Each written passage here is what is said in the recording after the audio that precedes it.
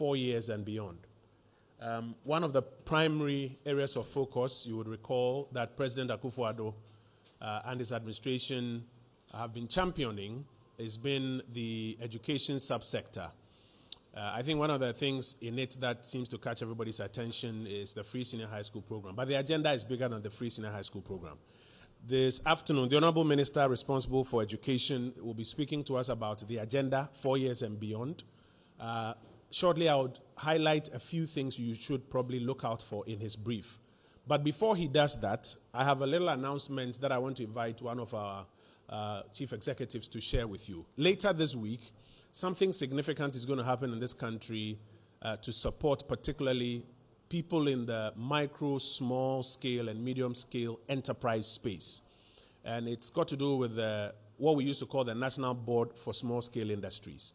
They are changing focus, they are enhancing the scope of their operations, and that will happen later this week. So I want to very briefly invite the executive director of what we now call the NBSSI, Kosi Yanki. Kosi, join us with a quick announcement of what will happen on Wednesday, and then I'll share with you the details of the education brief as we are going to take it shortly.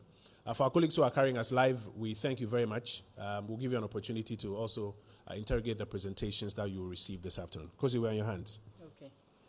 Good afternoon, everyone, and thank you for coming. I would like to announce the launch of the Ghana Enterprises Agency, which will be launched on Wednesday, the 9th of June, 2021. This new agency would be the apex body to promote, grow, to regulate the micro, small, and medium enterprises sector.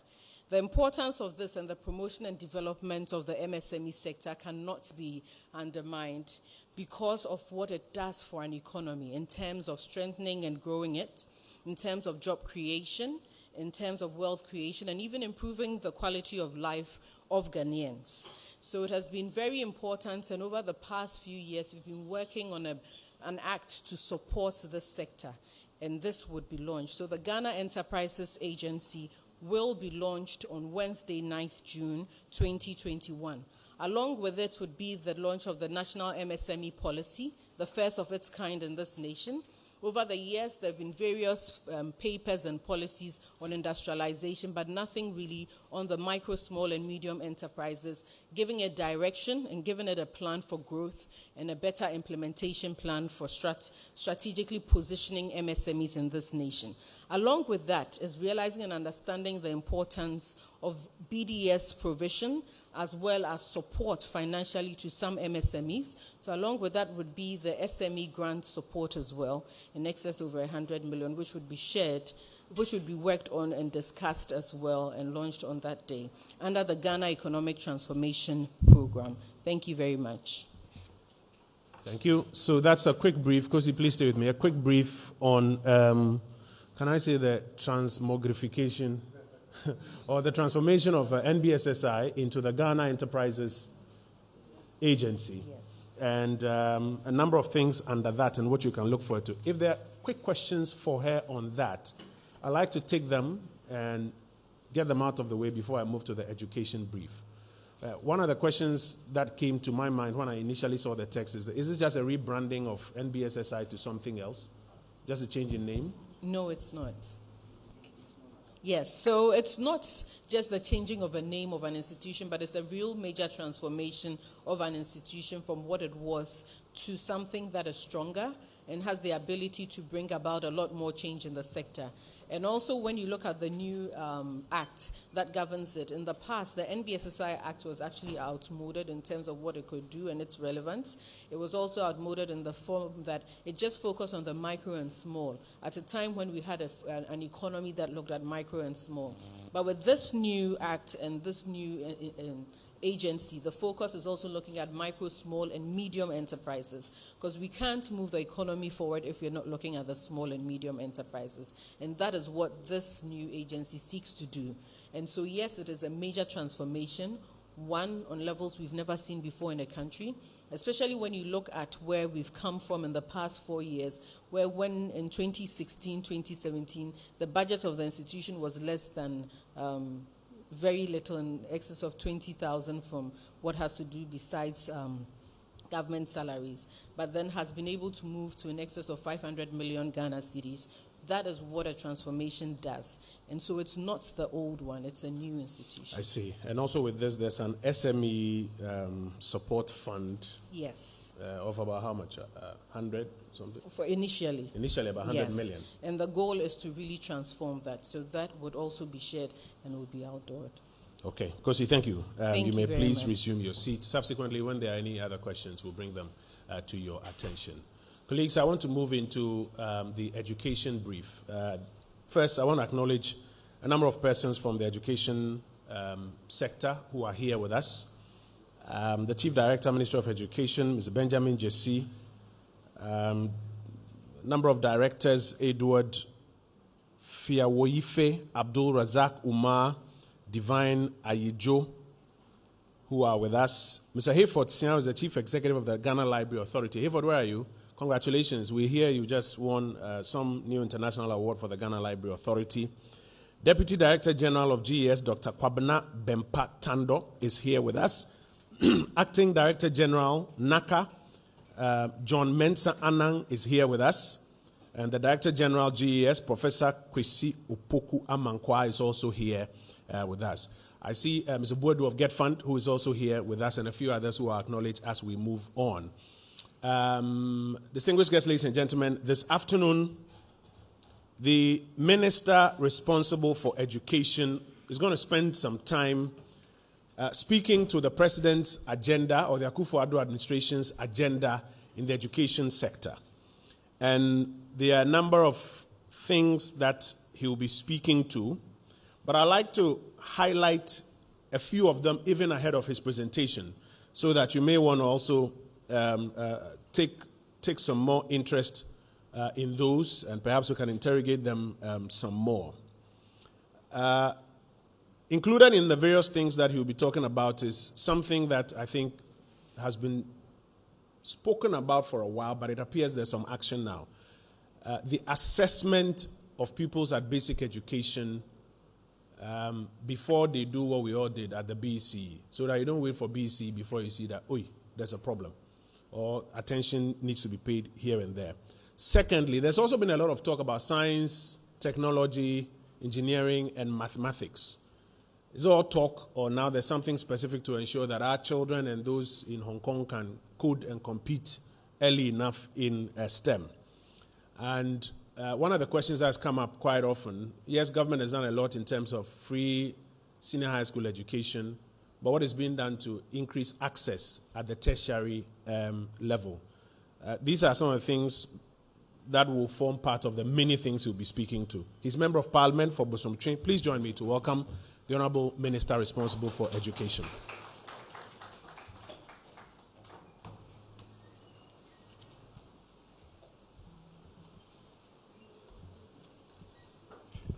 Thank you, Honorable Minister for Information. There's something you didn't say. This is my first appearance here as a minister. Thank you so much for giving me this wonderful opportunity. Deputy Education Minister Designate, Chief Director of the Ministry of Education, Head of Agencies at MOE, Directors, MDSSI, Executive Director, I think soon the name will change. It's an honor to be here. Of course, this is the day for the media. So I'm honored that you have come here in your numbers to listen to what I have to say about the President's 4 years agenda and beyond. Around the world, a great transformation is taking place in the various education systems. It's taking place so that they can respond to the needs of their population and to their human capital needs. Around the world, governments are doing everything possible to reposition themselves so that they can have an opportunity to transform their education system in order to ensure that the education system will also meet their socioeconomic needs. And Ghana is not in isolation in this instant. The president believes that the fourth industrial revolution is upon us. In order to make sure that we have a population that is truly empowered and skilled enough to lead the nation at this critical juncture, in order to ensure that we understand that students should be able to do computing, understand artificial intelligence, robotics, and not forget the Internet of Things, 3D printing, genetic engineering, a number of things in the STEM area, not forgetting the creative arts field as well. This government have taken various initiatives into account during the first 4 years. I'm sure you heard of many things during the first 4 years. And sometimes when you take them in isolation, you begin to miss the point. Missing the point comes when you take Free Senior High School in isolation. But when you begin to see that in the 21st century, education is not just a piece of the puzzle, but it's the whole puzzle. That education is what will transform the socio-economic stage of Ghana. Then you begin to see why there's a need for Free Senior High School. When you begin to realize that for us to transform our fortunes, yes, we'll do many things in other spheres, but if we don't transform education, transformation in the socio-economic arena will elude the nation. Then you understand why the president was in a hurry during the first year of his first term to say that Free Senior High School is a must and it has to be done. Around the world, countries that have transformed their fortune did so because they were able to raise a large proportion of their citizens in the field of STEM, and not just STEM, also move them up to the tertiary level. There's a talk about the gross tertiary enrollment ratio, ensuring that the vast majority of our citizens will have tertiary education. I explain this in simple terms. If you go to a village in Bosonche called Bonkoko, and you ask the chief of Bonkoko, what is the number of people between the ages of 18 to 22? Just the population. What number of people are between 18 to 22? And the chief responds and says 100.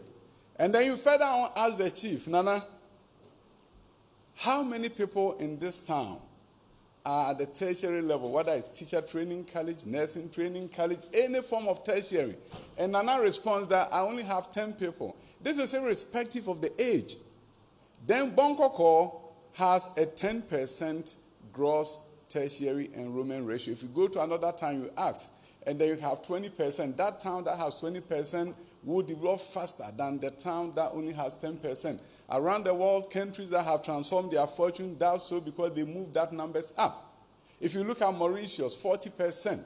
Mauritius is now moving. It's seeing transformation. Of course, South Korea, 93.6. The nation is transformed. Recently, the President of the Republic, Nana Akuffo, said something about gross tertiary enrollment ratio when he said, by 2030, the gross tertiary enrollment ratio of Ghana should be 40%. It escaped a lot of people. He was not saying that the growth in enrollment should be 40%. He said the gross tertiary enrollment ratio should be 40%. What is the current ratio now? 18.8%. And that will not bring about socio-economic transformation of this country. But how can you get these tertiary numbers up when 50% of your youth don't have opportunity for secondary education? It's not going to happen. So Free Senior High School within this test is about transformation of the fortunes of Ghana. So when you increase your numbers, you are transforming the numbers that will go to the tertiary. But you are not just increasing any numbers. You're also concerned about who actually moves up. What kind of the skills are they bringing from secondary to tertiary? So if you look at our achievements during the first 4 years, you're going to see a number of things here that truly need to be taken care of in terms of what we have done. Of course, you see Free Senior High School up there. And that is not enough. We also knew that a number of things had to be done. But look at the numbers. Free Senior High School, secondary education enrollment, growing from 800,000 plus to 1.5 million. Now, great accomplishment of this government. Improved performance on WASI. We'll have the opportunity to say a few words about that. Infrastructure expansion at all levels of the education system.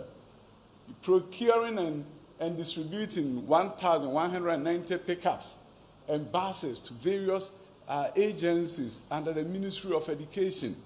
Recently, I had a wonderful opportunity of meeting former ministers, and one minister made a profound statement. He indicated that when she was at the ministry, she began the effort, and yes, she did, in terms of taking our 778 and begin to build the National Teaching Council, the National Inspectorate Board at the time, and making sure that all those agencies will have the requisite resources in order to do their work. She began, and we continue. And under the first 4 years of Nana Addo Dankwa Akuffo Addo's administration, NTC was actually built. NASIA, the new authority in charge of school inspection, was actually built. Resources was provided. NTC, resources was provided. So that goes to tell you that the MPP government under the leadership of Nana Addo Dankwa Akuffo Addo believes that when one government starts something, another government continues and do it for the benefit of the Ghanaian people. And that is what we did during the first term. You move on to restoration of teacher allowances. There are many significant interventions in senior high school. Recently, I've had the opportunity to be interviewed and to be asked about many things, including the free senior high school. And then when you hear people talking about the outcomes were great, but somehow our students didn't do it. I always believe that we are one country. One government does something, another continues. If it goes well for the nation. And politics should not come to the level where we want to score some political points by saying that something that is so good is so bad. E-blocks were constructed in many places, and we have continued. A E-block at Domiko Abenya, I'm on record to have said that the location couldn't have been better. It's filled with students. We've added 2-story block by Get Fund. It's filled up. The GMPC came build a 6-classroom block. It's filled up. Good location, excellent location, is benefiting Ghanaian people. But if I go to Nsawura and there's one there, that by virtue of its location cannot be operationalized and I had to add dormitories, I will say that. But I'm not going to say because E-blocks were constructed by the NDCs, somehow everything about it is wrong. So yes, Free Senior High School was started by Nana Addo Dankwa Akuffo Addo. Various interventions have been implemented, and that is why you see the results that you are seeing. Free Senior High School was not just we have started and let it go, leave it. No, you have core textbooks that were provided through the Ghana Education Service. Intervention grants were disbursed to schools by the Ghana Education Service. Provision of bursaries to girls, and this was part of the Secondary Education Improvement Program project that was started by the NDC, and we continue. Those that ensured that we could disburse money to girls as bursaries to take care of themselves in secondary schools across the country. Remedial packages delivered to schools, leadership training, and the SIP. You talk about absorption of school fees and the Free Senior High School, free meals for even day students. So when you do all these inputs, quality inputs, the outcome should not surprise anyone. And this is an investment by the people of Ghana. And when the outcome is good, we've got to say it. And today I congratulate the young men and women who did well in the past years, and I want to thank the teachers for their sacrifices and thank Ghana Education Service under the able leadership of Dr. Opoku Amankwa for the excellent job done. Library. I'm so excited. Probably the youngest of all the head of agencies at the Ministry of Education, Mr. Sian. I almost said Dr. Sian because I think he deserves an award of an honorary degree. Honorary doctorate degree. I think universities that are listening, you probably want to give him one. Why am I saying that? Took over the library at a time when things had fallen apart in the words of Kofi Kenyatta. Things were not going well. And then begin to see vans refurbished so that they can do mobile library services. You go to a library at the headquarters in Accra, buildings were repainted. Go to the various regional levels, library were revamped. The number of people visiting library has gone up. Literacy has become a major focus of the library, distributing books to schools in order to ensure that our children can read and they can write. This is a major intervention by the president through the leader of the library service and his able board chair. Now, when you take a look at all this in the library, I think you see it there. Great things are happening at the Library Authority. And I couldn't have been more proud of this young man for the work that he has led his agency to do. I think you see a number of vehicles there, and this speaks to what they have done and the award that they recently received in London for the work that they've done. It has really gotten global recognition and significance.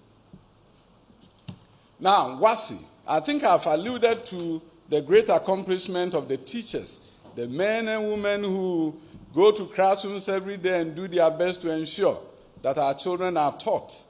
Headmasters of schools who does their very best. Parents who, in spite of the COVID-19 pandemic, allow their children to go to school so that they can take this exam. And you can see the scores in various areas. I think for the sake of time, the document will be available and you can have a look or take a look at it. So you can move on to other places, please. Legal reforms were not undertaken in vacuum. Various bills were sent to Parliament and they were passed into law. Education Regulatory Bodies Act, Pre-Tertiary Education Act, Complementary Education Act, which changed the non-formal education into a true adult education institution, where when you turn 40, I call it Nkechi, never too late for you. When you are 40 years and you are in this country, the Complementary Education Service is going to provide you an opportunity. If you want to learn tiling, carpeting, being an electrician, that will be the place to go. Complementary Education Service is going to do a lot for the youth and the adults of this country. We also understand that there are some things that needed to be done. Huge infrastructural expansion, like has never happened before, has taken place during the last 4 years. And we have the list of various buildings that have been constructed across the length and breadth of this nation. You have various kindergarten blocks that have been completed, various primary school blocks, and you can see the images for yourselves. You have basic schools that were falling apart, that has now been rehabilitated or new blocks has been done, and there are pictures everywhere for you to take a look at it, and the location has been indicated so that there will be no doubt that it was actually done. No doubt about that. Senior high school classroom blocks done so that we will have the opportunity to take out the double track. The president made a promise and he delivered. So if you see schools where construction have progressed steadily, and by the way, not all schools are double track. Those that are double track receive a major dose of infrastructure expansion, and in some schools, double track is no longer there. You go to some schools, first year may not be double track any longer. I'll tell you about Kumasi High School, my sixth form school. First year is single track, second year is single track, and of course, third year is single track. Prempeh College, first year is no longer double track. There are a number of schools where double track is being eliminated because they have enough facilities. And we are going to live within the president's promise of 5 to 7 years to eliminate double track. Now it's come down to about 2 to 3 years, and most schools will be off the double track calendar. I think you see some building here. This improved infrastructure in various universities, and we want to commend the leadership of those institutions for embarking on infrastructure expansion. But let me go to an area that is dear to the hearts of many Ghanaians. That is TVET. A friend of mine called me on the phone from abroad and said, you know, Ghana needs to expand its TVET space. And in America, in Germany, this is what is going on. talk about the various equipment that are available. And then I allow him to speak for about 30 minutes, and he said, mechatronics, that is the word of the day. This is what is going on. I said, oh, my brother, mechatronics is in Ghana. And he said, oh, so why are you not telling us? Today I'm here, my brother, to tell you that most of the things that you lamented about has actually been done. You go to Kwadaso Methodist Technical Institute and you'll be amazed the kind of equipment that is in the school. You may not find it in other places in the world. TVET landscape is changing, and everything you see there is something that is in a Ghanaian TVET school. Things are changing so fast in the TVET space. The government, look at the equipment that is there. These are TVET institutions. This is Apiamenka, Apentemenka University. You're going to see that the equipment is there. It's being used by the students. We are competitive in the TVET space. So you can move on to Sunyani Technical University. Equipment has been installed. A number of technical schools, equipment have gone there. Cape Coast Technical University, you have the equipment there newly installed. Whole Technical University, equipment are there newly installed. A number of things are going on. Technical schools at the secondary level, various equipment are being dispatched there and installed for the benefit of the students. We are moving in the TVET space into the creation of the TVET service, so that all TVET institutions will not be spread across various, about 17 ministries, but they will come to one agency. That agency will be accountable for TVET transformation. That agency will be in charge of TVET service in this country. And then we are going to be able to see what is done in the TVET space in Germany, the dual system of TVET, where students go to school for 2 days and they go to work for 3 days. At the end, it's not about book knowledge. It's about real experience in the field. Sector skill bodies. These are industry people who are now going to oversee TVET curriculum and TVET schools. They were recently inaugurated. Dr. Fred Chea Samuel is doing an excellent job in that space. And many things are happening in the TVET field. Now that I've talked about TVET, and I hope people who are watching us will be able to also hear and see what is being done, let me talk about improving the quality of education. You see, free senior high school is an access opportunity. Opportunity to bring the vast majority of our youth to senior high schools and to technical schools. Prior to this, the F-Cube had come. Free compulsory universal basic education. That too was an access issue. It came with a capitation grant, so that parents would not be asked to pay fees but can send their children to school. That was an access opportunity.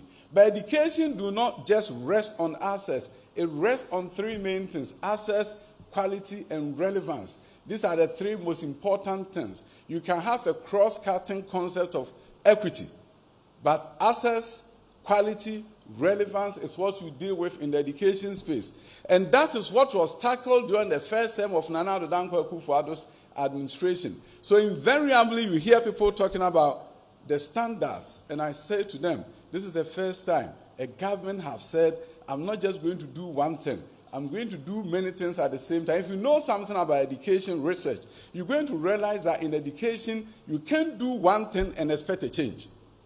We have done the piecemeal approach to education reform in this country for many times, many years. We heard about the 1987 education reform, severing off some part of the upper secondary and creating the junior high education that happens to be having relegated to the upper primary level, so to speak. When you look at the 1987 education reform and what it did, prior to that, we have 7 years of secondary education. 7 years that a student could be at Mfansipim or at Timota. During those 7 years, he had access to library, access to computer lab, access to science lab. The 1987 education reform said, you know what? We are not going to do this number of years, 7. We're only going to do 6. But with the 6, it's also said we're only going to keep 3 at the higher end of the secondary education system. So invariably, because of how we've implemented junior high, you hear people saying, we need 4 years of secondary. And I ask them, why do we need 4 years when we already have 6?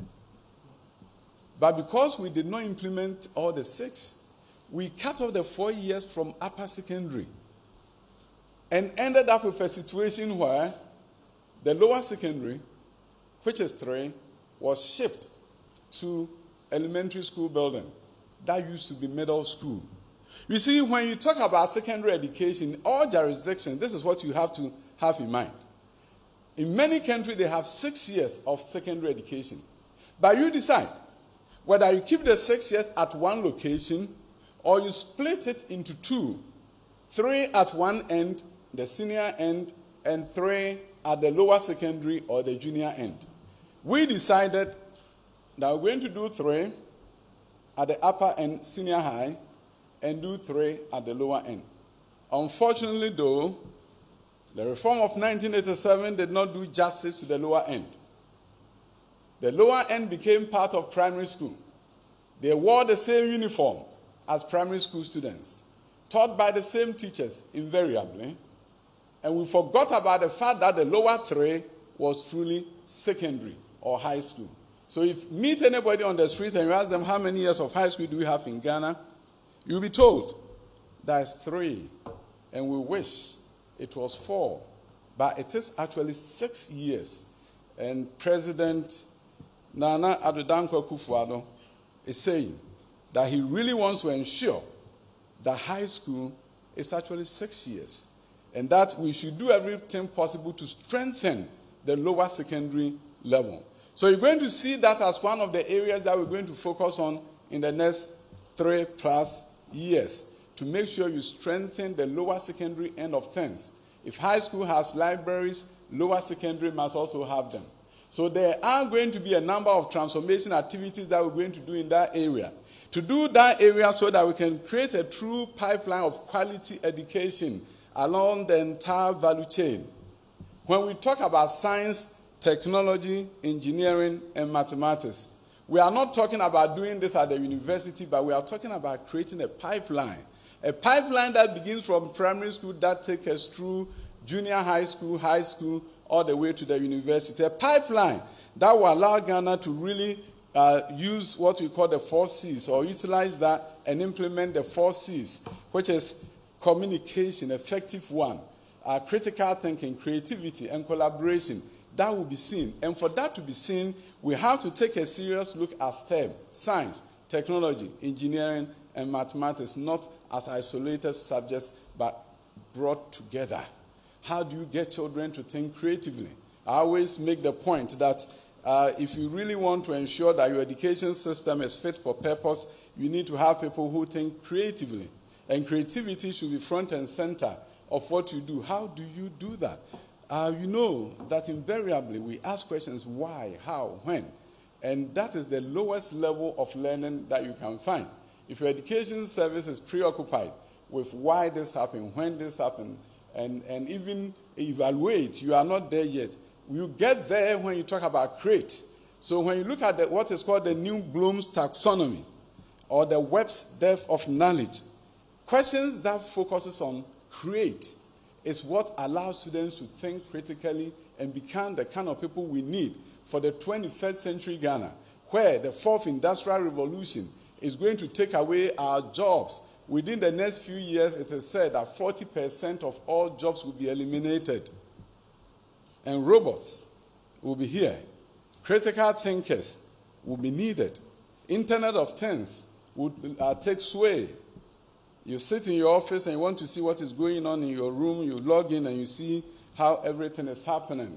You get into your house and your door recognizes you by the iris of your eye and open for you to enter. The world is changing, and it's changing fast. We need critical thinkers who will be able to navigate that space and create the next generation of robots and programs, software that countries will have to survive by. So the STEM is not, we are just doing science. No, it's the combination. And the combination that will call upon our children to be creative and to be critical thinkers. So instead of asking them, what are the causes of pollution? You want to ask them, how do you create a city without pollution?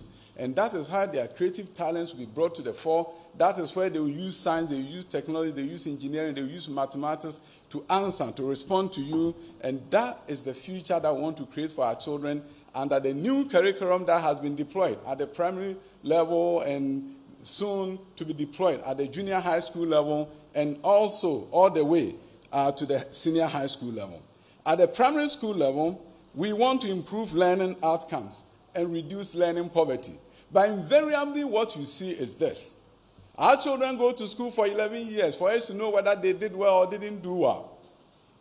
If I want to evaluate how Kokrobite primary school is doing, I'll have to send the circuit supervisors. Now they have a new name, CISOs, right?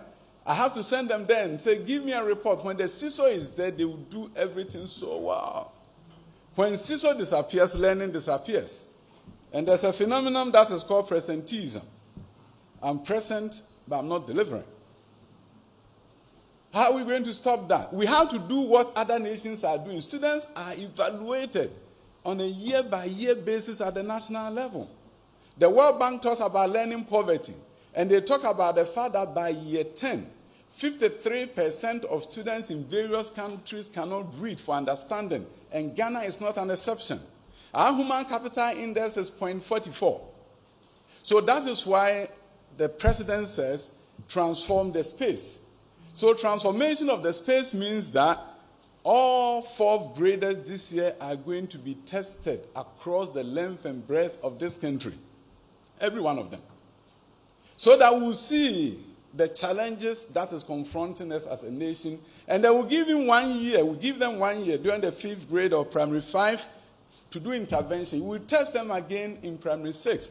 The following year, we're even going to begin from primary 2, primary 4, primary 6, and beyond. This year, every student will be tested at 4th grade level.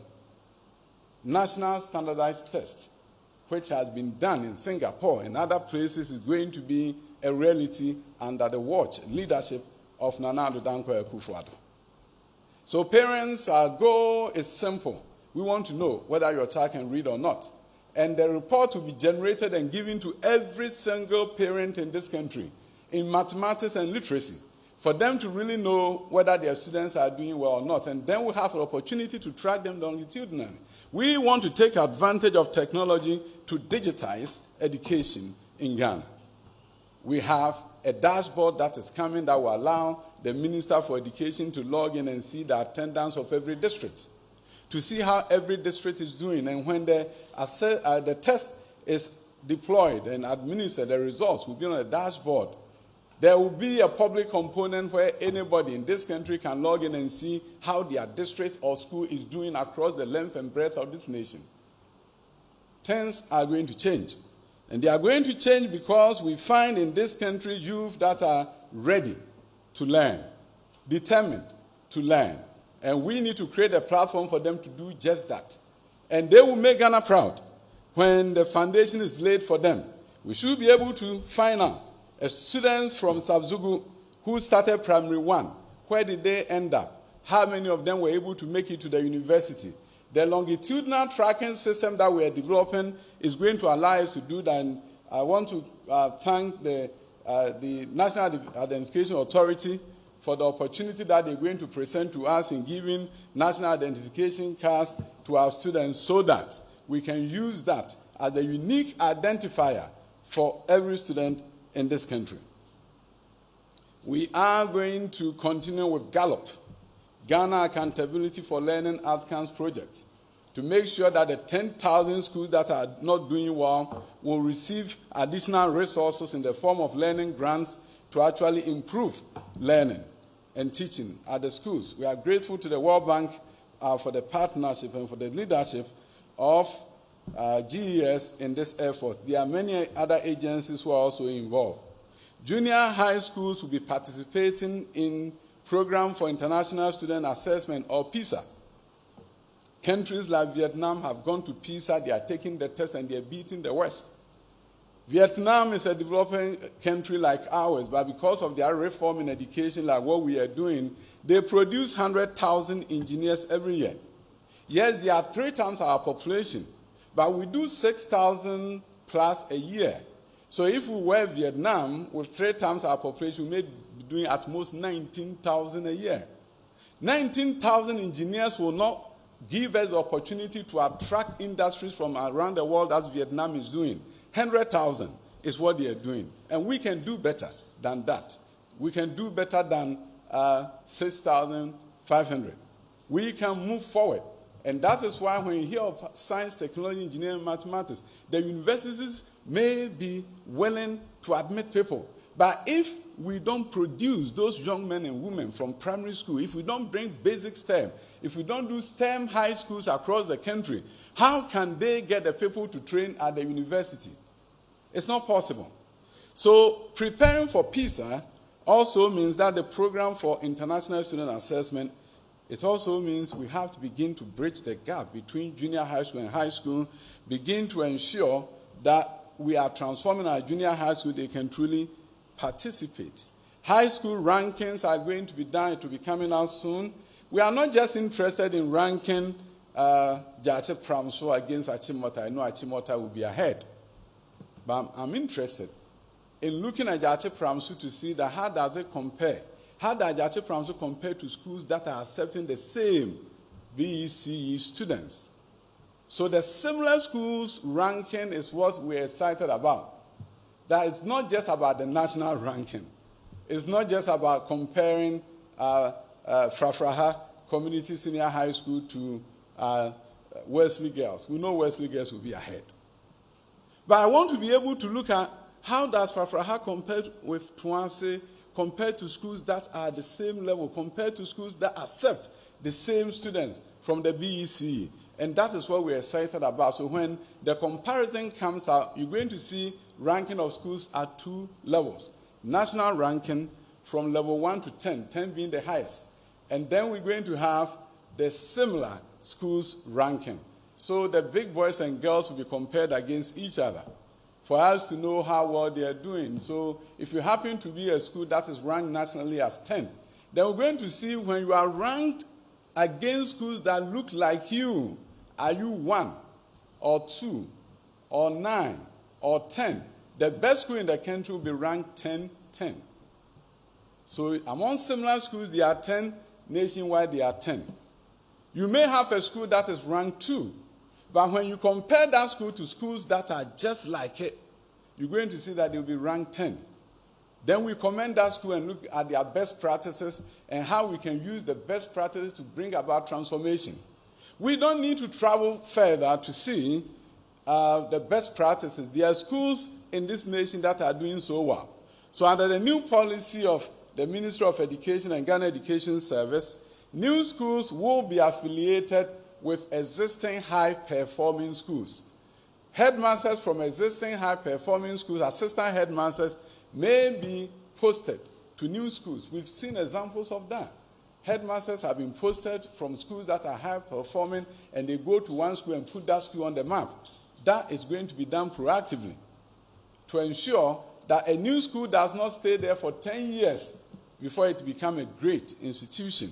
These are proactive steps that are going to be taken, directed by the president to ensure that our schools does well and ensure that there's less pressure on the existing high-performing school. We need to create more high-performing schools fast. STEM high schools. There are about 10 of them that are going to be open in this country. Various stages of construction at this point. Some of them have come to close to finishing, like Abomosu, V-block schools, big campus, boarding school, almost completed. It is going to be operationalized so well. I've been assured by the Ghana Education Service that headmasters will be there some 3 months before the school opens. Libraries will be stocked with books before they open. The schools open. There won't be any school where we don't have science labs. That will be a thing of the past. In each one of these schools that you see, the Abomosu and other schools that are under construction, you are going to see that they have 12 science labs. Biology teacher will have his classroom, and that is the biology lab with an office and a storage space. In these schools, teachers will be in their classrooms and children will be visiting them. That is the best practice around the world. The situation where students are by themselves in a room and you see on the wall, Jojo was here, 2010.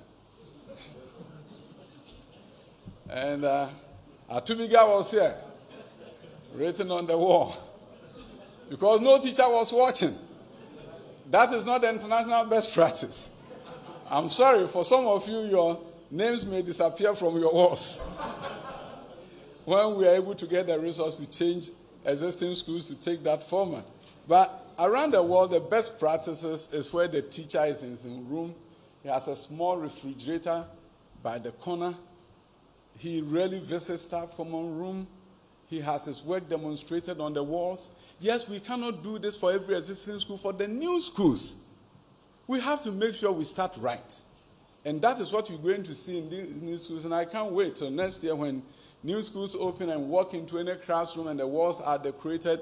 We call it talking walls in education.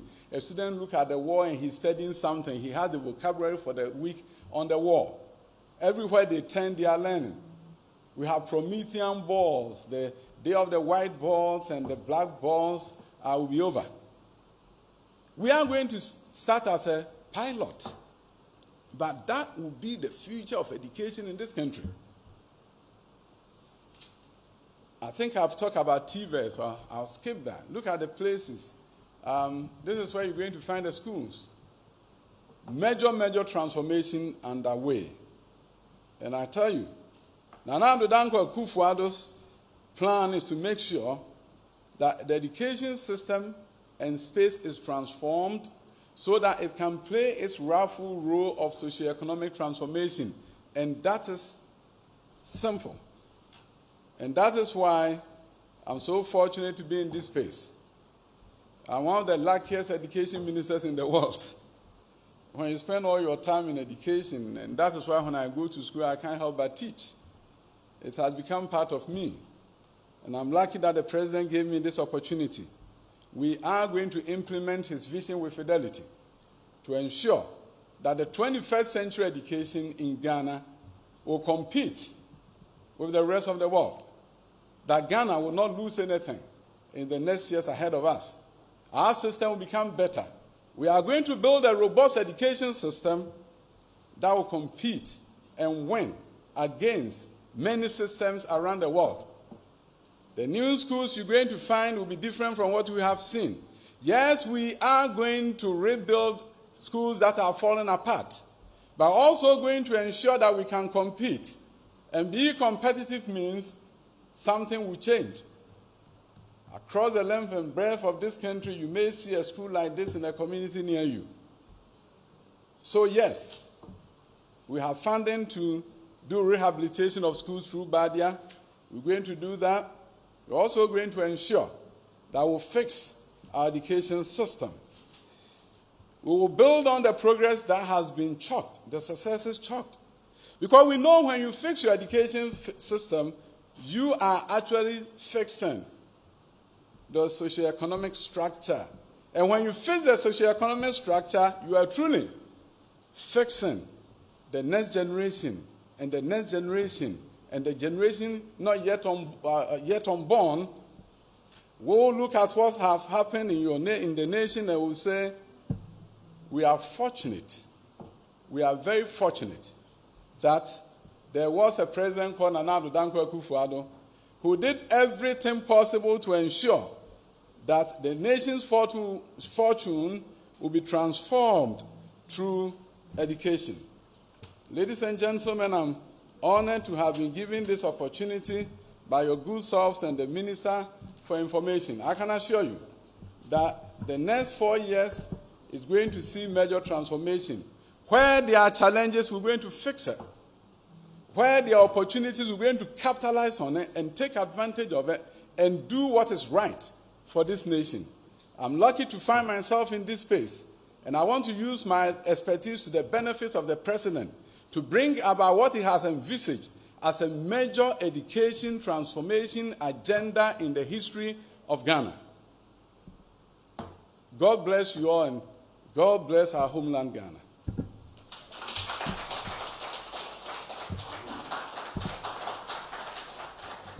Minister, thank you. You may briefly take a seat so that we get into the second part of our conversation this afternoon, which is where our colleagues would raise their questions, and then we will do our best to get some answers to those questions. As much as possible, we'll try to stay on Minister's presentation this afternoon. So the microphone is ready. If you have a question, I'll do well to take them in batches. If you have a question, do let me know, and then I will take them. Minister, please take note of a few that I've seen online currently. I'll start with that one. Can we get the microphone down here? So let me start with these ones that I've noticed online, about 4 of them, and then I would take some more. The first is that there's a claim that under the current free senior high school structure, students learn nothing because they spend less days in a year in school. So they are learning nothing. If you have an opportunity to respond to that, we'd like to hear a response. There's also a suggestion that the recent WASI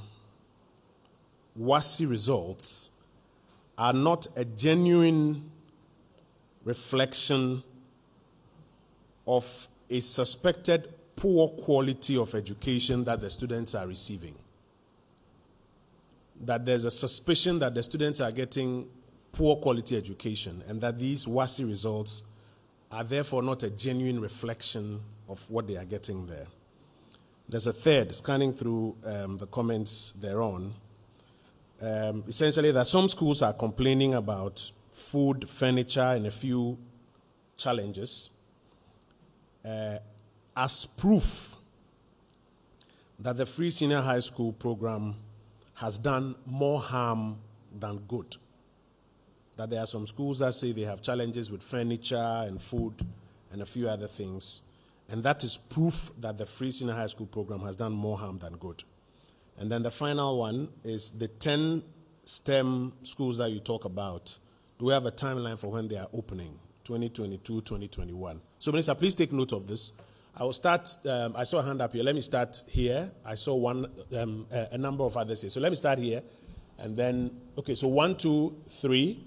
And then I'll let Minister do a response, and then I'll come to the second set of questions. Yes, sir, please introduce yourself. Thank you very much. I'm Musa Lansa with GH1 TV.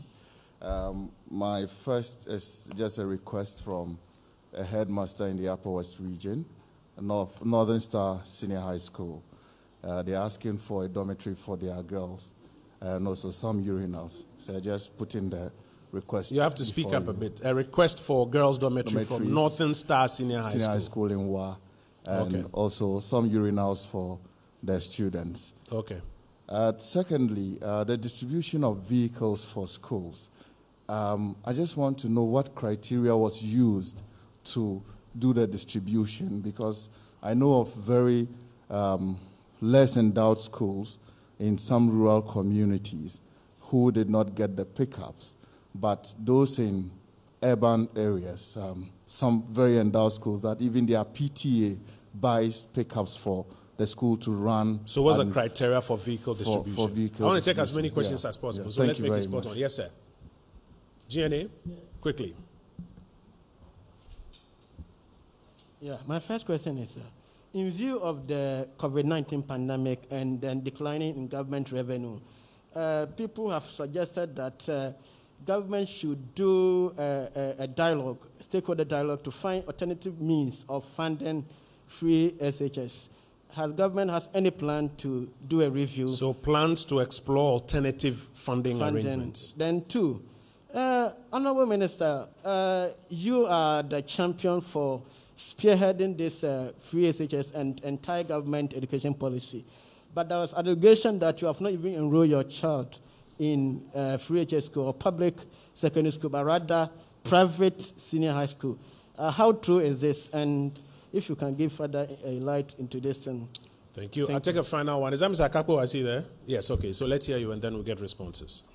So 4 quick ones. I'll make them very quick. 4? Yes, very quickly. That's a lot. So the first one has to do with classroom blocks, dormitories, libraries, among others, and infrastructure, basically. I heard the minister talk a lot about that. I was just watching a video from the Akuffo Secondary Technical School, and apparently there are a lot of problems there. I mean, some students looking at the bedding arrangement and all of that.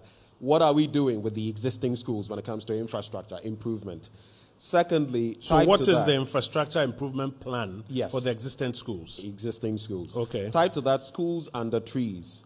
Mr. Minister, you spoke about the continuum from basic, secondary, tertiary education, but I'm sure you're aware there are some 2,417 schools under trees. Where is this data coming currently. from? So this is data that is available.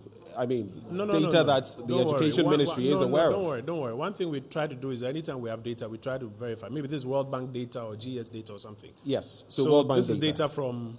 World Bank data. World Bank data. Yes. That 2,000...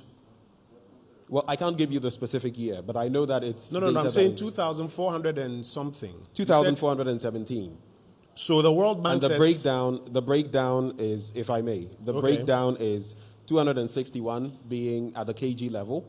Then there's 989 at the junior high school level, and then 1,167 at the primary school level. Okay. So the World Bank says there are 2,417 schools under trees.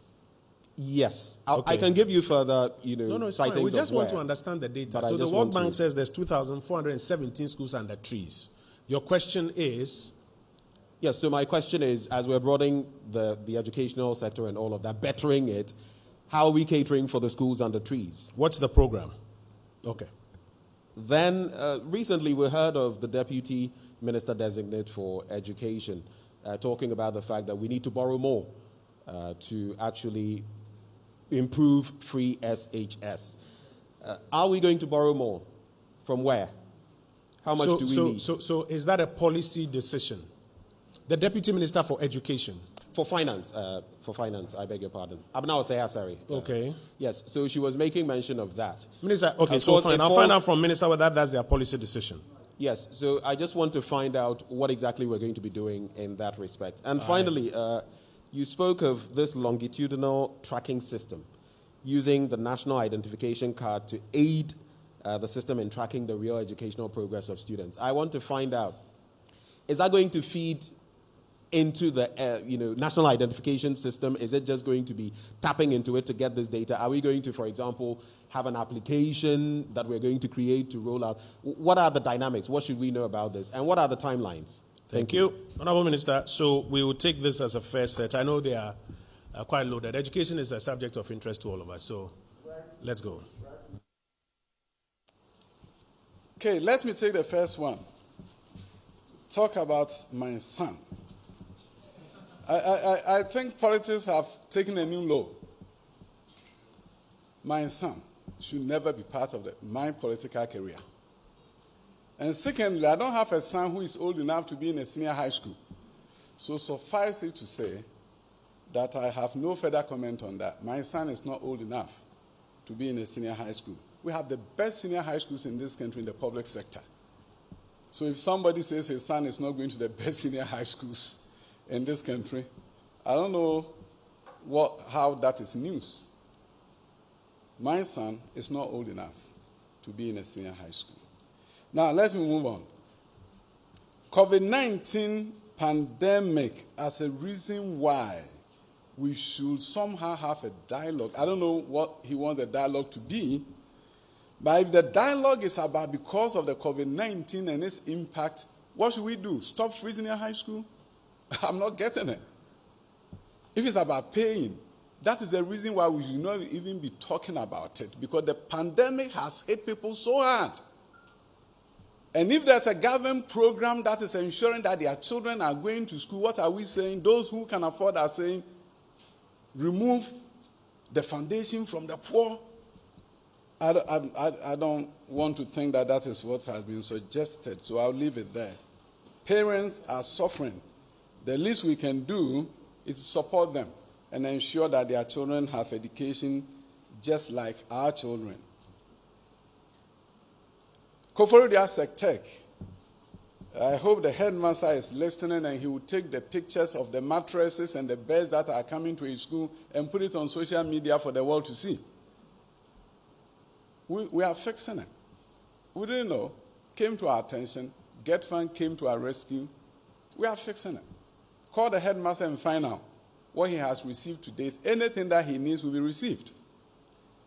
So, when challenges come, what we do is to make sure we can fix those challenges. I'm going to check on the World Bank website to see if we have 2,407, but I know there are schools that are in the trees. 5? Okay. VACO Trust Fund has committed to eliminate it on behalf of the government. We are very, very grateful to them. But also going ahead, as a ministry, we are looking at education planning seriously. Schools under trees is a symptom of poor planning. Why did we not know that that community needs a school and proactively put a school there? And just go and approve a school that is under tree. When you were sending the teachers there, didn't we see there were no classrooms? So it's an indictment against us, and we are going to do a better job next time, not to look at the symptoms, but to really uproot the challenge, the problem. That we as education ministry will have a more robust planning division that looks ahead of time to see the needs of our people and don't wait for a certain community to try to lift themselves by their bootstraps and start a school that has no classrooms. So I get it, and we are going to do something about it. But we are grateful to VACO Trust Fund for their commitment to this. Some people claim, you see, this logic is very interesting. For those of us who had the fortune of studying logic and reasoning in high school, in the good old days of, I think it was called general paper, there was something called logic. And people are trying as much as possible to prove that Free Senior High School is of poor quality. So even when the results is good, they have to find some way to attack the results and make the results bad so that it can prove their point. But that point cannot be proven. You say they don't learn anything. In education, there's something called instructional hours. In education, we don't look at instructional days, but hours. In the old regime, before double track and semester system, students had 1,080 hours in school. Today, as I speak with you, students have 1,130 hours in school every year. Which one is better? Oh yes, I wish I was in school with all my cousins and we're all on the same track like it's happening at Kumasi High School. I wish that was the case, but we have to take a leapfrogging strategy with double track and do what other countries have done, where you don't allow the schools to be empty when children are on the streets and they are selling dog chains and cannot have the opportunity for secondary education. So we're using international best practice of double track, or what is called year-round school. It's a leapfrogging strategy. It has been time tested. I've taught in the program in America, of all places where there's money. They use it in California and use it so well until they had the money to take it away and get students to go back as single track. That is what Nana Addo Akuffo looked at and said, you know what? If I can educate 400,000 more children, I'm going to use this system that is time-tested around the world. Yes, sometimes the explanation of it may be a bit confusing, but it doesn't take away the benefit that this system is giving to us as a country. And soon and very soon, schools will be back on single track so that cousins and friends will be on the same track and will forever be happy. The president has committed to that and he's doing that. Talk about infrastructure. 1.5 billion potentially available for school construction. Have seen buildings in schools across the country. Basic schools and high schools. You go to Kumasi Secondary Technical School. Go and see construction ongoing there. Go to Accra Academy. Every school that you visit that is a double track school is seeing massive infrastructural development in this country. You are the media. I'd love for you to go to one of the double track schools and come back and say there's no school here. There's no building here. massive infrastructure development, expanding existing schools, in addition to the new ones under construction. So when you talk about infrastructure, we've done a lot. And the president says he's committed to doing more. WASI, suspected of poor quality, trying to make sure that you prove at all costs the quality of free senior high school is poor. The intervention that has been done, you have more hours of instruction. You have extra classes funded and paid for by the government. And as if that is not enough, when we took over the helm of affairs at the Ministry of Education, students didn't have core textbooks. 4 core textbooks were procured for all senior high school students, as we are currently doing for primary schools. Publishers have been selected, books are being procured, will be distributed across the length and breadth of this country at the primary level for all schools. Yes, it delayed, but now it is being fetched. Their books will be going. The government did the same thing for senior high schools. Go to any school, every student have 4 core textbooks. Elective books are also available through bookshops and through libraries for the student to check out. So when you do all this intervention, the outcome will be better. But for those who say the interventions were not done, they don't expect quality outcomes. So they will go at length to even accuse the venerable WAEC with all its challenges. It's a major testing institution in West Africa. Now they have processes that they use to ensure that if you cheat, you are caught. And then some people talk about students who reported cheating and were complaining. These students were so disappointed that what they thought was going to come on the exam didn't come. And in fact, in some places, they even demonstrated, poor kids. Their questions didn't come. And they were so disappointed that they demonstrated. And then when the exams come and some students have done so well, you say, why did they do so well? Why were they complaining about the cheating? Why were they complaining about the leak exam that didn't come? The logic is not working. If they were so happy that the questions came, why did they demonstrate? They were disappointed. Those schools probably didn't do as well. But those who studied got it right. And the scores were better. My brother who gave me information about the Northern Star, I think, school. Okay, thank you so much for the information. I'll make sure that I'll give this to my infrastructure development division to take a look at the situation. And then there was a question about vehicles. This was the criteria. The criteria was this. If you receive a pickup or a bus in 2016, you are not getting one this time around. That was the main criteria. So any school that did not get anything in 2016, we made sure they got one. Then there are some that says, oh, we got one, the Mahindra, but it's not working. I said, okay, wait. The next time there's a consignment, we'll make sure you get one. If there's any school that did not get anything during 2016, they should have a pickup to begin with. If there's a situation where something was overlooked, we will make amends at the appropriate time. So we will not ignore any school.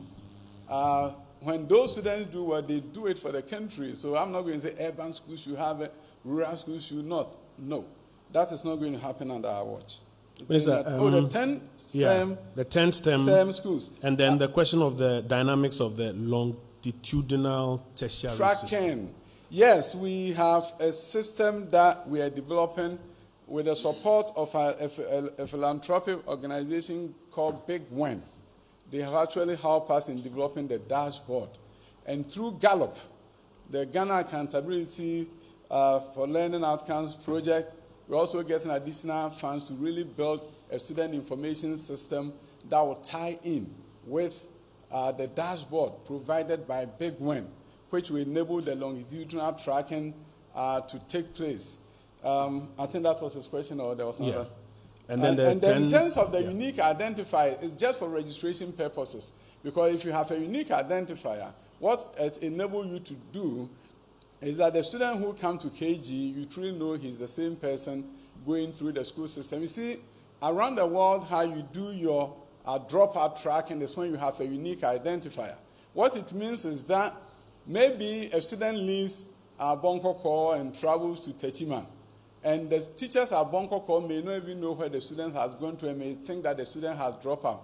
But when you track the system, you're going to see that that student has enrolled in the school at Techiman. Because when he goes to Techiman and wants to enroll in the school, the parents will be asked to bring the unique identifier. So when you go through the system, you can truly see what is dropout and what is just change of school. And that is why using the unique identifier is so important. The 10 STEM schools will be operationalized next year. All of them are on track. And the Creative Arts Senior High School, with its accompanying junior high school, is a novelty. And this is located in Kwadaso, Kumasi. It is one of the government's attempts to ensure the creative arts industry gets the human resources that it needs. I'm so happy that the Creative Arts Agency is going to train teachers, because now that we have included creative arts in our curriculum from primary school all the way up, Creative Arts Agency has offered to train teachers, and they've also offered to really help us operationalize the Creative Arts High School and its accompanying junior high and primary school in Kumasi. So that is what I can say. Thank you very much, Minister. Minister, I want to take 2 more batches of questions. So I'll take one, we'll do answers, and then there's a hand at the back. We are not having many ladies. Am I not seeing the ladies well? Okay, there's a lady here. So yeah, let's start with the lady. The gentleman at the back, I'll come to you, and then I'll take, is that a call, Bloomberg? Okay, and then I'll do 3 more from here for Minister to answer. Yes, madam, let's hear you. Okay. Emefa, is that you? Yes, please. Let's Thank go you. ahead. So I'm glad to hear the minister use the phrase, we are fixing the education system. I have a few questions. Has there been any independent assessment of the free SHS program to provide government with data on what is going well and what must be improved? And also, how much exactly have we spent on the free SHS program since its inception?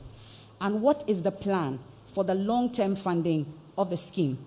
And how soon will the double track end in all schools? And has the management of the free SHS now moved from the Jubilee House to the Ministry of Education? And if so, what is the role of the free SHS Secretariat? And I saw an extension of Wi-Fi to SHSs and tertiary. I would want to find, as one of the achievements, it came up on the screen. Please, which schools exactly? All right. And Mr. Minister, the question was whether you have your wanted to child give ladies in the opportunity. GES system. That was the question.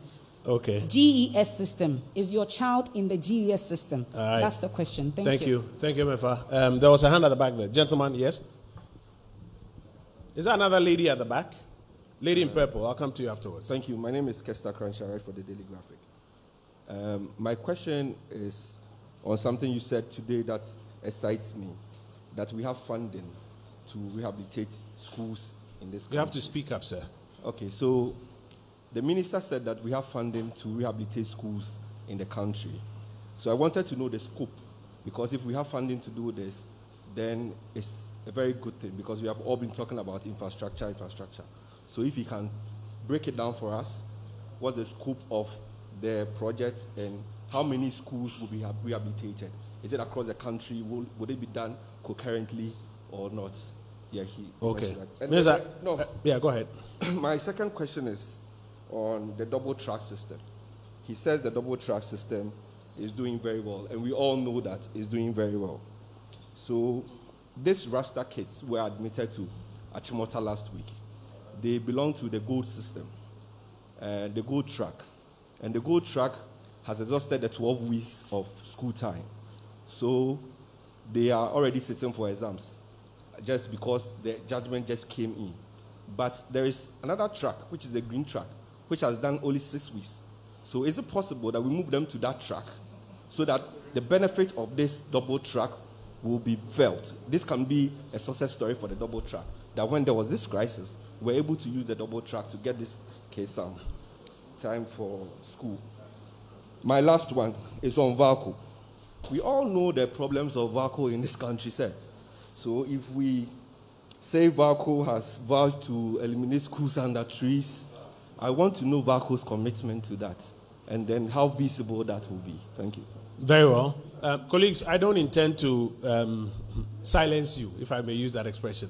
But you know that if you keep your questions snappy, others can also ask some more questions. So let's try and make it as snappy as possible. Let's take the lady in purple. We are biased towards the ladies. So let's take the lady in purple. Yes, madam, let's hear you. Then we'll come to the front row here, and Minister will respond. Yes, sir. Okay, Minister, my question is with regards to the Student Loan Trust Fund about the no guarantor policy. So we all know that the requirement of a guarantor became a barrier to loan access. And in the NPP manifesto, it was stated that all students have an option to obtain a student's loan without the requirement of a guarantor. So I wanted to ask if you could touch more on that policy, like how exactly it will be done without the guarantor. Thank you. Thank you. Thank you. And then let's come to the front. I think I mentioned ECHO before I come to the front row. So please let's hear from ECHO, and then let me come down here, and then let's wrap up on this segment. Say again. No. Take it now. Let's go. All right, Honorable, I think it's fair to congratulate you. I enjoyed your speech, which is more like a lecture, and it looked quite extemporaneous. Echo, ask your question. It's quite heartwarming. Ask your question. We don't have much time. I know, but Honorable, it's also important. It's very important. Ask your question. Okay, Honorable, there's a school of thought that we could do some targeting of especially the boarding aspect of the free SHS. That across the world, government mostly favors day senior high school. That is for free. So therefore, if you could consider that, looking at the cost per capita, government spends double what is spent on the boarding school as compared to a day student. Is there scope to do something so that boarders can pay a token, at least to help advance the cost of that? Then on the double track system, you know that out of about 700, about 57 schools are the supposed preferred. Where is this data coming from? This is the data that's coming from one of the websites, institutions that works on education. I think it's Africa. Please do well to share with us the sources of your data, so I that think we it's can Africa all validate. Education Watch. No, please. The point I'm making is that, colleagues, when we are doing this, do well to share with us the sources of your data, so that we can validate and respond accordingly. That's why I asked that question about the source of it. I think it's Africa Education Watch. That is of about 700 SHS schools. Africa Education Watch. Yes. Of about 700 senior high schools, 57 are the most preferred, and those are the people that get most numbers, hence the infrastructure. Okay, so your question is? Whilst others are operating at lower output, can't government, since granting free SHS, decide how to redistribute some of the students across board to also enhance efficiency of use? Then lastly, when I see the likes of Aboboya and Okada, I feel scandalized because of the likes of Apostle Joseph in line with the TVET you're talking about. Is there a way that we could use that system to help also advance the cause of these laudable ideas that you also spoken about? I didn't understand the question. Is there a way that we can utilize? We can use that Apostle Joseph as a base, so to say, for this TVET that we are developing. As in like the non-traditional educational systems, can they be brought in to augment the TVET structure? Thank you. Let me come to the front row here. Is that Ghanaian Times? So the row on with Ghanaian Times is yes.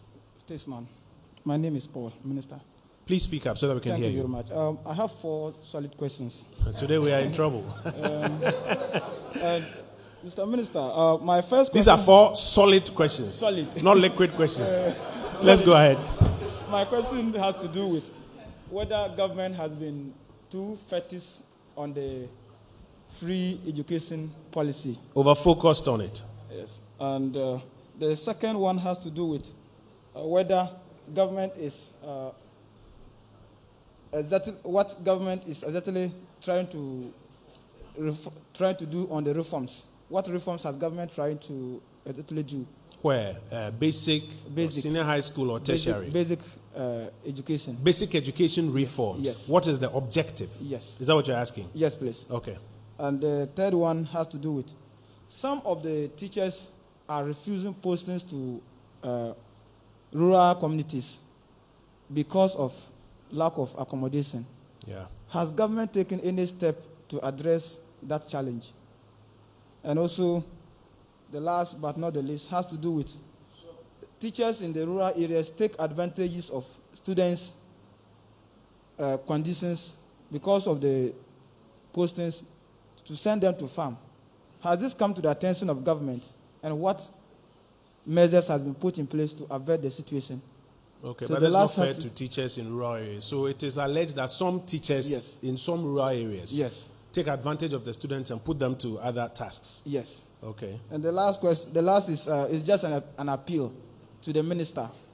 A community in Saboba called Sanguli, they have a school which has a student population of over 450 students, and from the lower education there, they have students who lie portrait even to write their exams.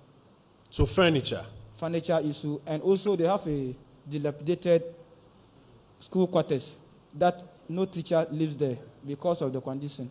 So I will want the minister. This is in Saboba. Saboba. Which area in Saboba? Sanguli. Sanguli. Sambuli. Sanguli. SAGLI. Okay, Sanguli. Yes, in Saboba. Ghanaian Times and then Satellite, and then I'll come for responses. These are solid questions indeed. Thank you. Just two more, then I'll come to you, Minister. Yes, sir. Minister, mine is simple. I would want to find out.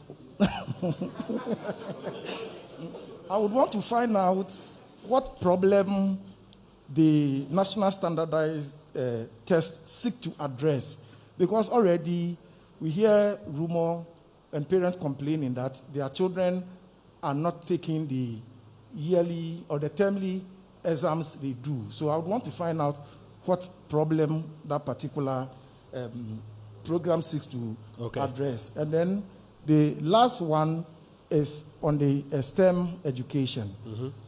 When exactly are we starting with its implementation? Okay. Nana, I'll give you the final word.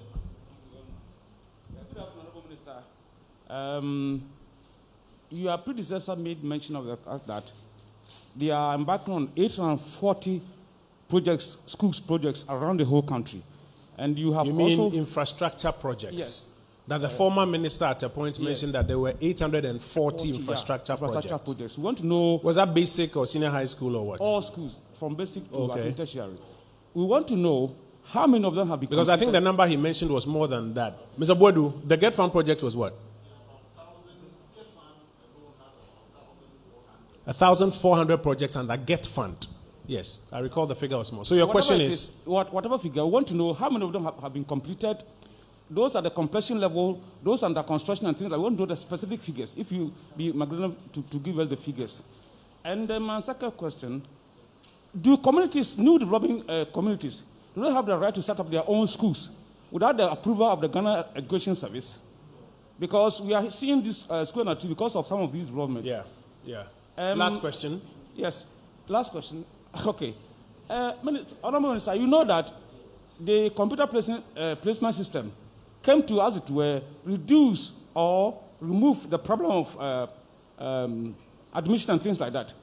But it looks as if still the problems are persist, because when schools reopen, some parents, when they get school for that, I was, no, I don't like the school because I want my child to go to Achimota, go to Wegehe, go to St. Peter's or whatever. Yeah. And they try to maneuver the system. So the question is? The question is, how are we going to nip this situation in the bud? Because it's resurfacing and coming back to play. Thank you very much. Thank you very much. So, Minister, what do you make of the residual challenges that keep coming up, even with a computer placement system, and how can you resolve? Minister, please take the podium. I want to crave your indulgence, Minister, that we defer the Get Fund question to Get Fund to come and give a detailed account somewhere down the line of that presentation, because that presentation was originally done by Get Fund. I was here when they did it. So with your indulgence, I would ask that we defer that one to them. The rest were in your hands. Good. I wanted to start with the 4 solid questions. And I will attempt to give 4 solid answers. So let me check. 4 solid. 4 solid. Where's my 4 solid? I think one was about Valco, was it? Oh, Valco Trust Fund. Yes. Yeah, I think I'm grateful to Valco Trust Fund. It's not Valco, the trust fund. They may have accumulated funds, I don't know. They came to us and offered. What else do you want me to say? Other than say thank you. Do I have to say, bring your bank statement? Let me know if you can. So I thank them for their offer. So probably I need to just go. I'm trying to find the first one. Students Loan Trust Fund. Do you have any further information to give on the no guarantee loan scheme? Is that part of the first solid? No, that was by one of our ladies. Okay, so probably I should go on with the independent assessment of what is going well. Of course, Ghana Education Service gets annual reports from schools that give us an idea as to what is going well and what we need to improve upon. But I thought, my friends in the media, this is what you do so well. When you go around and do your assessment, you tell us what we are doing so well. And we have heard from some of you, like my friend there who was saying, I want to commend the minister. And also I have some friends who say, I want to stop this minister from saying what he's saying. So in all, we get some assessment from you. But on a more serious note, assessments are done annually. I will get reports from the Ghana Education Service. The amount spent, thought I had my documents here. I'll have to, it's not here with me, but I'll have to put it on your platform. We have the total amount spent. It was all cataloged for me. I probably left it in the car.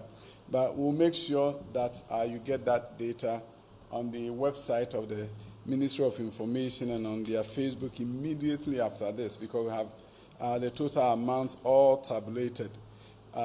So we have that. In terms of schools that we are going to be building, of course, the School and the Trees, the offer from VACO Trust Fund. Get Fund has various schools that they have also infrastructure development that they've embarked upon.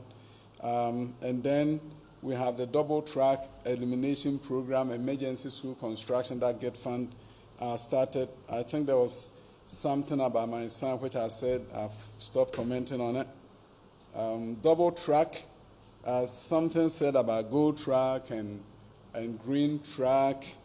And I think that's something that the Ghana Education Service will take up and speak with the headmistress of the school. Wi-Fi will also provide a full list of schools. It was about 560 of them at the senior high school level. We have the list. We also put it on the website for everybody to see and appreciate. My brother Echo was talking about targeting. I like your advice. I'll probably schedule a meeting to meet with you so I can get more information from you. So it was a comment. It was a very interesting comment, and I don't have any comment on that. Solid. So I will find some time to pick your brain on some of those ideas. Invariably, at such media encounters, I get great ideas, and I take them to work. So yours is one of them, and I'll be talking to you, my brother Eko. Apostle Kojo Safo, yes, we'll take a look at his system and how best we can learn from him. Because you see, his system is like the German dual system. They have the students working on the technical and they also have the industry there. So it's a very unique combination, something that we need to learn from. So I appreciate you pointing me in that direction. The Ghanaian Times, there was a question about so much about free senior high school. I think at the beginning I made a point that a free senior high school is a means to an end and not an end in itself. You see, for those who went to senior high school and there was nothing in the way and you just passed the common entrance or the BEC and your dad said, let's go, let me pay your fees and buy your stuff for you. You may not understand.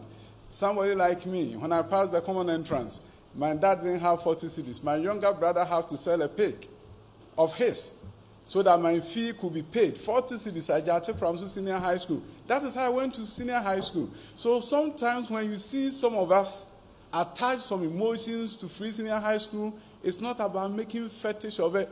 The young man who was just saved by a younger brother then ends up in America building schools for Americans and coming back home to support the vision of the president. This is me.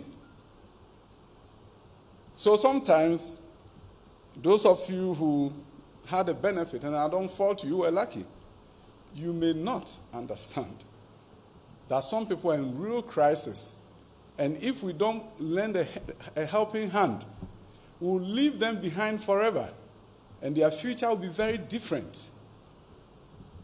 So, we are not making fetish But when I go to my constituency and I go to villages, this is the real deal for them. This is their future. Without it, they have nothing. Okay, so that I don't also make a fetish out of your question. 4-year teacher education, a major reform. It used to be 3 years, actually 2 years, 1 year practicum, and you are done. You are ready to teach. After high school, 2 years, 1 year teaching practice, you are ready to go and teach. Government has now made it 4 years, major undertaking. And also, the president ought to be commended that restoring allowances and paying more for allowances. You see, when you restore allowances, the option for you is that, hey, if I extend it to 4 years, I'm going to pay more, right?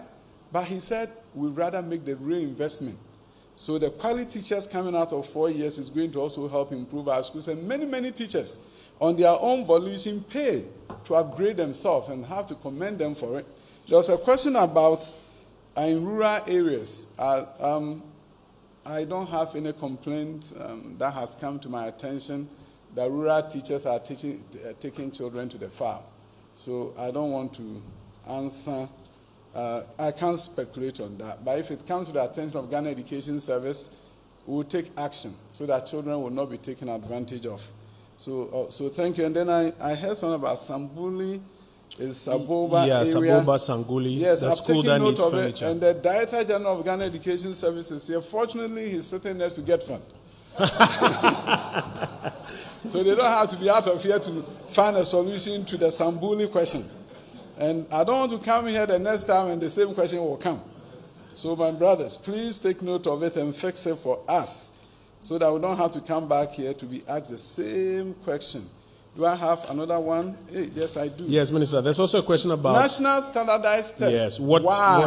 What's the problem you want to solve? I think I said at the beginning, in countries around the world, you don't wait for 11 years before the nation knows how well the students are doing.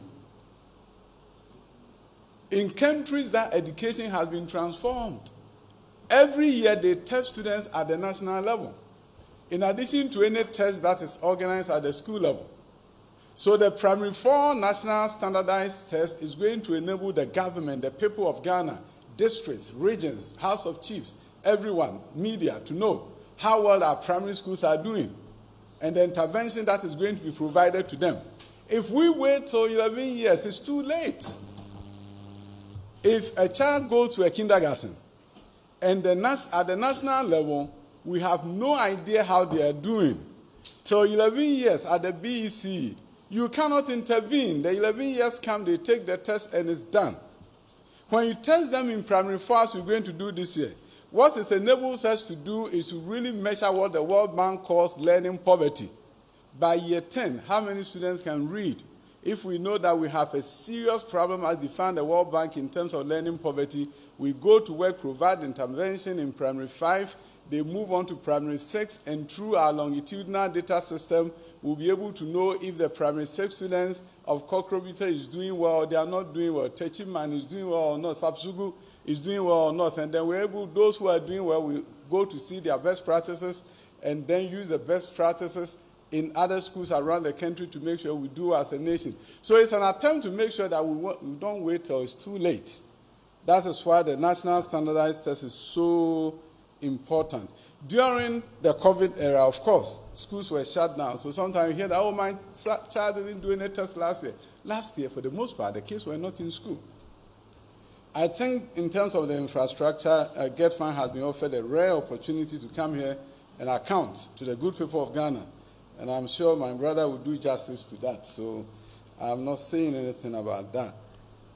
Communities that complete their own schools, we want to commend them for their efforts, but I'm also saying that there's a need to ensure that we can plan together so that where there needs to be a school, we take the lead and put a school there so that the communities don't struggle through all these things, especially in partnership with the district assemblies. CPSS, everybody wants to go to Achimota. Hey, why not? Everybody wants to go to Achimota or Gestons and Fansipim. I went to Yachi Pramso. Now it's a good school. Yeah, everybody wants to go there. That is why we have 10 new schools under construction to be operationalized as a Chimotan in Fansipim, so there will be less pressure. It's not 54 schools, actually 154 schools are in what is called the Ivy League school brackets. And we're going to add more. We want to borrow the best practices from St. James, one of the top schools, put it at Akrodie, a new school under construction, and make sure Akrodie implement the best practices of St. James in Sunyane, and ensure that Akrodie, which is a new school under construction with the similar facilities as you see up there, will become like St. James. When I'm operationalized Abomosu, I don't want Abomosu to be operationalized in isolation. We'll pay it up with PRESEC. Get PRESEC to implement its best practices at Abomosu. And before you know, Abomosu has become like PRESEC. This is a new paradigm in terms of new school operationalization that we seek to implement. Minister, a couple of questions that I think are still outstanding, but I want to take the final batch and add those ones to them. I'll take media houses I haven't heard from already, so please forgive me if I don't call you since I've heard from you. There's a gentleman out there. One, are there others? Is there a lady at the back there? Yes, madam. Is that Sarah? Yes. You know we are biased towards ladies, so once you give me a wave, we'll jump the men and come to you. Please take the microphone to the lady at the back there. Apart from Sarah, is there any other? Sarah, did you have a question? Yes. Okay, so I'll take Sarah. I'll take the cameraman at the back who wants to ask a question after I take this gentleman. So let's hear from Sarah first. Sarah, let's hear you. Please, I'd like to have a complete update on the e-blog. Okay. That's it. Yes, let's hear from this gentleman. Sarah, I'll add your e-blog question to what the Get Fund presentation will be about in terms of the infrastructure completion. Yes, sir. Good afternoon. Yeah. My question no Doctor. 2020 manifesto NPP promises yeto abama wo mo modern yasem wotimi asi 16 model schools was Zongo communities. Mi bisa se sa Boshewe update aba anything. Ms. Medase, there was a cameraman at the back who gave me a wave that he wanted to ask a question. Yes, sir. Is that DNT? Okay.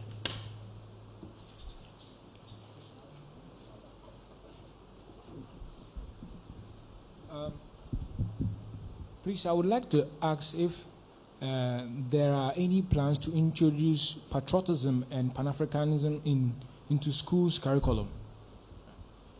Thank you. So, civics, patriotism, Pan-Africanism, do they find any place in the new curriculum? Let me just reiterate two questions, Minister, that I think we missed. One has to do with the Free SHS Secretariat. There's this supposition that Free SHS was initially being run from Jubilee House. Is it true? And if it's true, is it true that it has now been moved? And whether it's true or not, what is the role of the Free SHS Secretariat in all of this? And is government considering any long-term funding for the Free Senior High School program? I think we'll tie that in with a request that came that, do you have any comment on what a Deputy Finance Minister designate is reported to have said, that we have to borrow more to fund education? That's a report, at least. I haven't had the benefit of hearing exactly what she said. But do you have any comment on that? So, Minister, please wrap up for us, and then we'll call it a day. Thank you so much, Information Minister. Model schools, 16 of them, we are seeking for funding, and very soon I'm sure we'll get some response about the funding that is supposed to target the model schools in Zongo communities. I talk about our curriculum has a course called Our World, Our People, and that is where issues bordering on we as a people is reflected in. So the question about what we are saying about Pan-Africanism and all the other things, it should find expression through Our World and Our People. There was a question about Free Senior High School. Yeah, the budget was part of the Office of Government Machinery. It's now the Ministry of Education. I think that's the simple response I can have for you. Yeah, but Free Senior High School Secretariat if you just let was me, always... If you just let me interrupt you, Minister, I think we have to be a bit clear here. There was a supposition that the program was being run from Jubilee House. No. The answer you've given is about where the budget resided.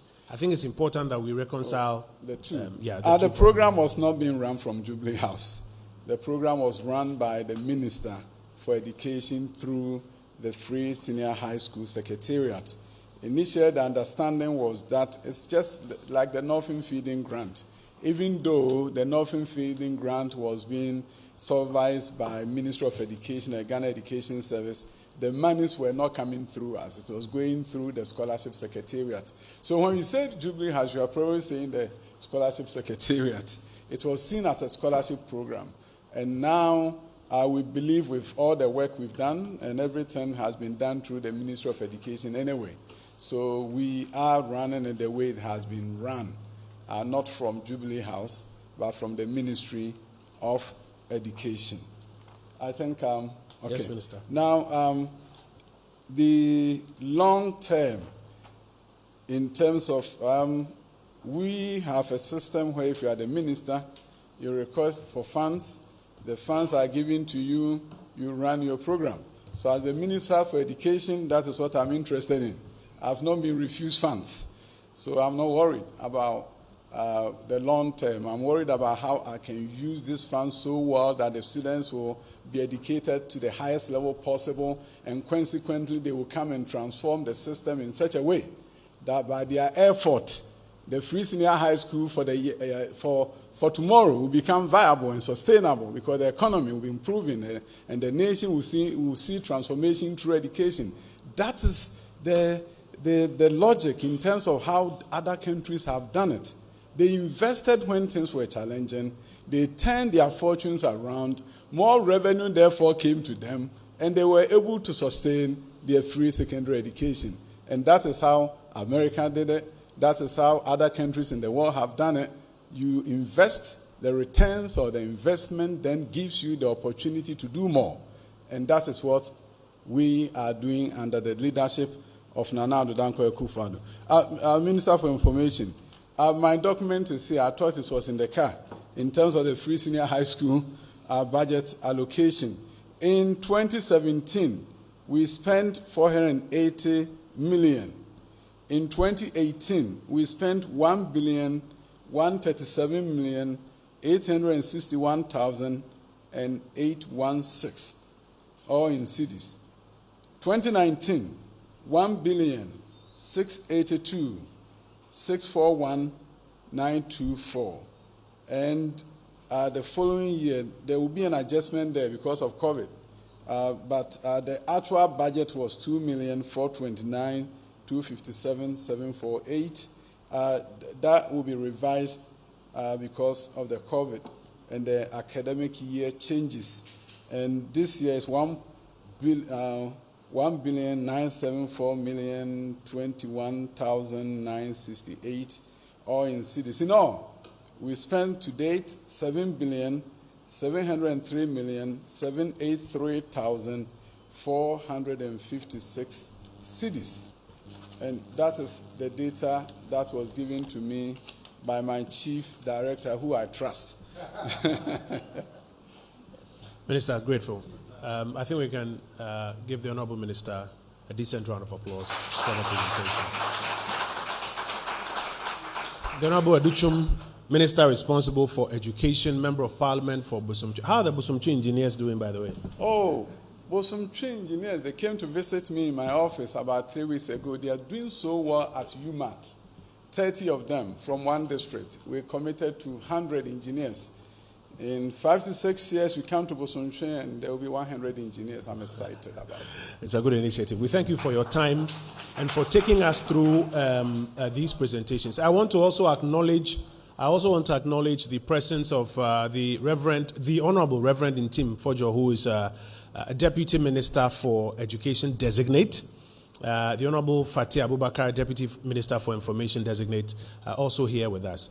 What we'll be doing is I will be availing to you some officials of the Education Ministry and the Parliamentary Committee on Education, so that for those of you who want to interrogate all the data that Minister has put out some more, you have people to speak to. Our job is to make information available to you. we do understand that you want to, and I think that's the right thing, to interrogate and to, analyze that information. Please just get in touch with us. Our doors are open, and we'll make officials available to you so that they can come to your studios, wherever you are, and answer further questions or participate in the analysis that you are going to do. I want to say thank you for your time and wish you all the best this week. Thank you.